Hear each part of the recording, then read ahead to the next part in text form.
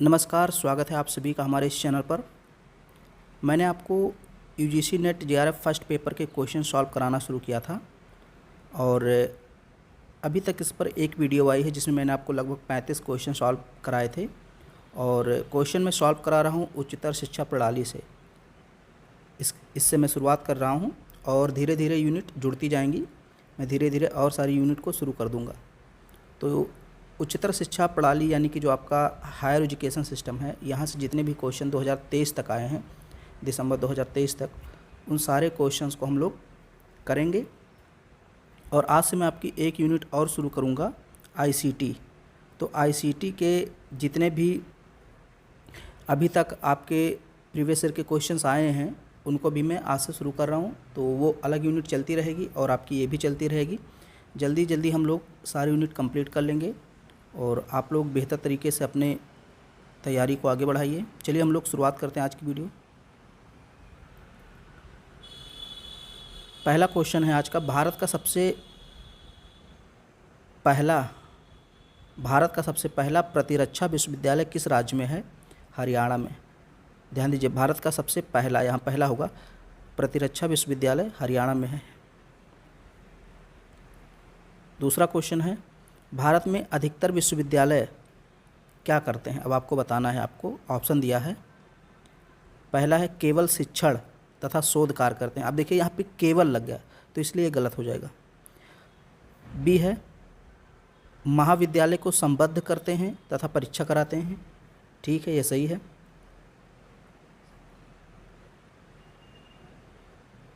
शिक्षण ऑब्लिक शोध कराते हैं और परीक्षा कराते हैं, ये भी सही है। केवल शोध कराते हैं या केवल शोध को प्रोत्साहन देते हैं। तो देखिए यहाँ केवल लगा है, यहाँ भी केवल लगा है, तो ये दोनों तो गलत हो जाएंगे। अब हमको बी और सी में सी ऑप्शन को लेना है, क्योंकि देखिए सी में शिक्षण, शोध और परीक्षा तीनों आ जाता है, जबकि अगर आप बी लेते हैं तो इसमें सिर्फ परीक्षा आता है, शिक्षण शोध नहीं आता। इसलिए सी ऑप्शन ज़्यादा सही रहेगा। सही बी भी है लेकिन सी ज़्यादा सही है। यहाँ देख लीजिए आप। तीसरा क्वेश्चन है, निम्नलिखित में से कौन सा विश्वविद्यालय है जो अपनी निजी चैनल से अंतर क्रिया संबंधी शैक्षिक कार्यक्रम दर्शाता है? तो ये है इग्नू। आप लोगों ने नाम सुना होगा, Indira Gandhi national open university. चौथा क्वेश्चन है, नई दिल्ली स्थित राष्ट्रीय संग्रहालय संबद्ध है? तो ये जो राष्ट्रीय संग्रहालय है ये डीम्ड विश्वविद्यालय के अंतर्गत आता है। सम विश्वविद्यालय इसको कहते हैं, डीम्ड विश्वविद्यालय भी कहते हैं। तो ऑप्शन बी आपका सही होगा। बाकी चार ऑप्शन आप देख लीजिए। 5 नंबर का क्वेश्चन, राधा कृष्णन आयोग के अनुसार उच्चतर शिक्षा का उद्देश्य क्या है? ऑप्शन ए है लोकतांत्रिक मूल्यों एवं शांति व सौहार्द का विकास करना, सही है। ऑप्शन बी है राजनीतिक, प्रशासन, उद्योग तथा वाणिज्य में योगदान देना, ये भी सही है। तो ए और बी दोनों सही है, यानी कि आपका ऑप्शन सी सही होगा। ए और बी दोनों सही है। सही मिलान करना है आपको, तो इसको मैंने पहले से ही मिला रखा है। राष्ट्रीय विधि संस्थान कहाँ है? हैदराबाद में। भारतीय उच्च अध्ययन संस्थान शिमला में है। राष्ट्रीय न्यायिक अकादमी भोपाल और राष्ट्रीय बचत संस्थान नागपुर में है। तो जितने भी संस्थान हैं वहाँ से भी प्रश्न आते हैं। 7 नंबर का क्वेश्चन है, साइट का फुल फॉर्म क्या है या पूर्ण रूप क्या है? तो सैटेलाइट, यस फॉर सैटेलाइट, और आई से क्या होगा? इंस्ट्रक्शनल, टी से टेलीविज़न एक्सपेरिमेंट। तो सैटेलाइट इंस्ट्रक्शनल टेलीविज़न एक्सपेरिमेंट, ये आपका साइट का फुल फॉर्म हो गया। 8वां है, भारत में विश्वविद्यालय अनुदान आयोग के क्षेत्रीय कार्यालय की संख्या कितनी है? तो 6 कार्यालय हैं, 6 क्षेत्रीय कार्यालय हैं। बेंगलुरु, हैदराबाद, भोपाल, गुवाहाटी, कोलकाता, पुणे। याद रखिएगा ये क्वेश्चन पूछा गया। तो जितने क्वेश्चन मैं करा रहा हूँ सभी क्वेश्चन पूछे गए हैं और ये क्वेश्चन खास करके 2022 के हैं। 9 नंबर का प्रश्न है, भारत का पहला खुला विश्वविद्यालय किस राज्य में स्थापित हुआ? खुला विश्वविद्यालय यानी इसको हम मुक्त विश्वविद्यालय भी कहते हैं। तो ये आंध्र प्रदेश में स्थापित हुआ। 10 नंबर का प्रश्न है, निम्नलिखित में से किसके बाद भारत के कॉलेज में सर्वाधिक विद्यार्थी हैं? UK, USA, Australia, Canada. तो ऑप्शन बी आपका सही होगा, यूएसए। यानी अमेरिका के बाद अगर हम संख्या की बात करें तो सबसे ज़्यादा संख्या भारत में है विद्यार्थियों की कॉलेजों में। कॉलेज में सर्वाधिक विद्यार्थियों की संख्या अमेरिका के बाद कहाँ है? भारत में। 11 नंबर का प्रश्न है, निम्नलिखित कथनों पर विचार करना है और बताना है कौन सा सत्य है। कथन ए है, विश्वविद्यालय अनुदान आयोग के अकादमिक स्टाफ कॉलेज शिक्षकों की गुणवत्ता को श्रेष्ठ बनाने के लिए अस्तित्व में आए। ये सही है। विश्वविद्यालय और महाविद्यालय को शिक्षकों को शिक्षण प्रशिक्षण करना होता है। गलत, क्योंकि देखिए विश्वविद्यालय और जो महाविद्यालय हैं ये शिक्षकों को ट्रेनिंग नहीं देते हैं, उनके लिए अलग संस्थाएं बनाई गई हैं। तो आपका ऑप्शन ए सही है, बी गलत है। फिर है, कौन सी संस्था या संस्थाएं अल्पसंख्यक संस्थाएं हैं? तो इसमें अब देखिए पंजाब विश्वविद्यालय जो पटियाला में है, उस्मानिया विश्वविद्यालय हैदराबाद में, कश्मीर विश्वविद्यालय श्रीनगर में और सेंट स्टीफेंस कॉलेज दिल्ली में। तो आपका ऑप्शन चौथा इसमें यानी डी सही होगा। सेंट स्टीफेंस कॉलेज दिल्ली में जो है ये एक अल्पसंख्यक संस्था है। भारतीय उच्च अध्ययन संस्थान कहाँ है? शिमला में है। ये मैंने अभी आपको पीछे कराया था, जब मिलान वाला क्वेश्चन मैंने दिया था तो वहाँ पे ऑप्शन में ये भी था।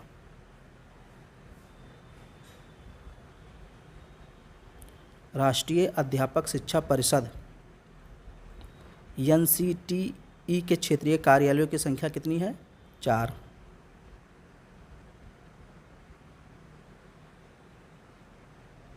पंद्रह नंबर का प्रश्न है, कौन सा संगठन भारत में तकनीकी तथा प्रबंध शिक्षा की गुणवत्ता की देखरेख करता है? AICTE। इसका फुल फॉर्म भी कभी कभी पूछा जाता है, तो हो सकता है आपके एग्ज़ाम में आ जाए इसका फुल फॉर्म, तो इसको भी याद रखिए। AICTE का फुल फॉर्म क्या है? All India council for technical education. All India council for technical education, और इसकी स्थापना हुई थी नवंबर 1945 में। इसका मुख्यालय कहाँ है? नई दिल्ली में। तो ये सब भी सारी चीज़ें आप याद रखिए। 16 नंबर का प्रश्न है, नैक। अब नैक का फुल फॉर्म भी कभी कभी पूछ लेता है, तो इसका मैंने फुल फॉर्म भी बगल में लिख दिया है। NAAC National Assessment and Accreditation Council. इसके विषय में कौन सा कथन सही है? आपको यहाँ 4 कथन दिए हैं, आपको बताना है कौन सा कथन सही है। यह एक स्वायत्तशासित संस्था है। ये बिल्कुल सही है।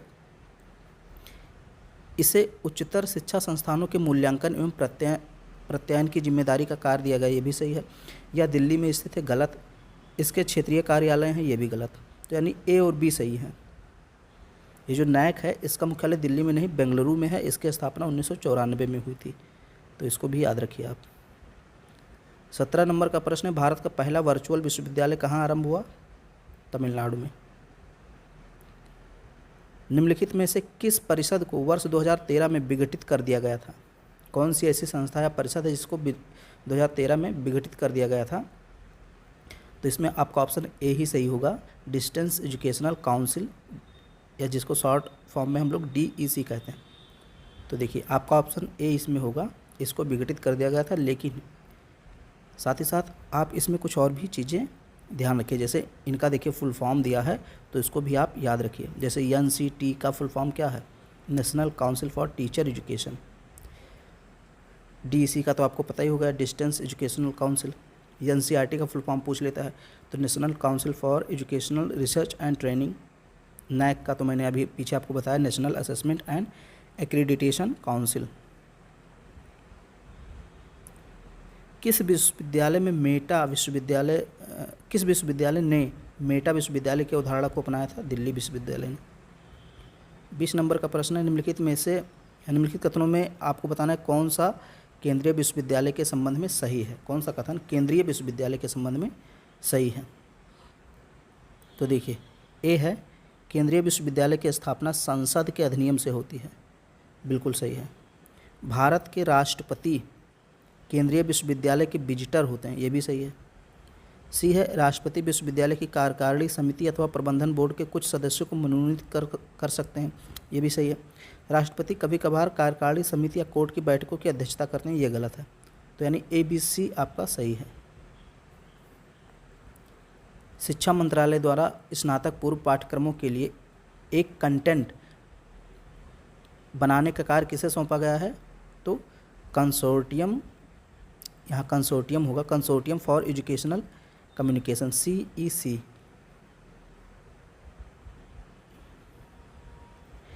निम्नलिखित में से कौन केंद्रीय विश्वविद्यालय है? तो 4 विश्वविद्यालय दिए हैं, कौन सा केंद्रीय विश्वविद्यालय है? पहला है पुदुचेरी, या जिसको पांडिचेरी भी कहते हैं, दूसरा है विश्व भारती, तीसरा है HNB गढ़वाल विश्वविद्यालय, और चौथा है आपका कुरुक्षेत्र विश्वविद्यालय। तो 4 दिए हैं, इसमें से जो आपका है A, B और C, यानी कि आपके जो हो गए पुदुचेरी विश्वविद्यालय, विश्व भारती, HNB गढ़वाल विश्वविद्यालय, ये आपके केंद्रीय हैं। फिर देखिए निम्नलिखित में से कौन सी संस्थाएं विश्वविद्यालय अनुदान आयोग अधिनियम 1956 के अधीन डिग्री देने के लिए सक्षम हैं, यानी कौन सी संस्थाएं डिग्री दे सकती हैं? तो पहला है ऑप्शन ए है संसद के अधिनियम द्वारा स्थापित विश्वविद्यालय, ये डिग्री दे सकते हैं, बिल्कुल सही है। बी है विधानमंडल, यानी जो राज्य में विधानमंडल होता है उसके अधिनियम द्वारा स्थापित विश्वविद्यालय, ये भी डिग्री देती हैं, आपको पता होगा राज्य विश्वविद्यालय, केंद्र विश्वविद्यालय की बात हो रही है यहाँ पे। फिर सी है भारतीय अल्पसंख्यकों द्वारा स्थापित, ये गलत है। और डी आपका विश्वविद्यालय समझी जाने वाली संस्थाएं भी डिग्री दे सकती हैं। 24 नंबर का प्रश्न है, विश्वविद्यालय अनुदान आयोग के द्वारा वर्ष 2014 में अभिनिर्धारित जाली संस्थाओं या विश्वविद्यालयों की अधिकतम संख्या किस राज्य में? उत्तर प्रदेश में। जाली विश्वविद्यालय का मतलब फर्जी विश्वविद्यालय, जैसे बहुत सारे विश्वविद्यालय ऐसे होते हैं जो UGC के नियमों का पालन नहीं करते हैं, तो उनको UGC फर्जी विश्वविद्यालय की श्रेणी में रख देता है या घोषित कर देता है। तो 2014 में फर्जी विश्वविद्यालयों की संख्या सर्वाधिक किस राज्य में है? उत्तर प्रदेश में। ये 2014 की बात है, लेकिन अगर अब आप देखेंगे तो शायद चेंज हो गया हो। कौन सा संगठन शैक्षिक योजना में क्षमता निर्माण कार्यक्रम से संबंध रखता है? तो NUEPA ये एक संस्था है जो शैक्षिक योजना में क्षमता निर्माण कार्यक्रम से संबंध रखता है। तो इसका फुल फॉर्म भी जान लीजिए आप, national university of educational planning and administration. Full form भी कई बार इसका पूछा जा चुका है। स्थापना इसकी 1962 में हुई थी। मुख्यालय कहाँ है? दिल्ली में। अब ये देखिए 1 मिनट, ये कुछ क्वेश्चन छूट गए, 25 है तो इसके बाद 26 आना चाहिए। 26 नंबर का प्रश्न है, द साउथ एशिया यूनिवर्सिटी किस शहर में अवस्थित है? नई दिल्ली में। भारत में दूरस्थ शिक्षा की नियामक संस्था कौन सी है? UGC। NAAC के संशोधित ग्रेडिंग प्रारूप के अनुसार उच्चतम ग्रेड क्या है?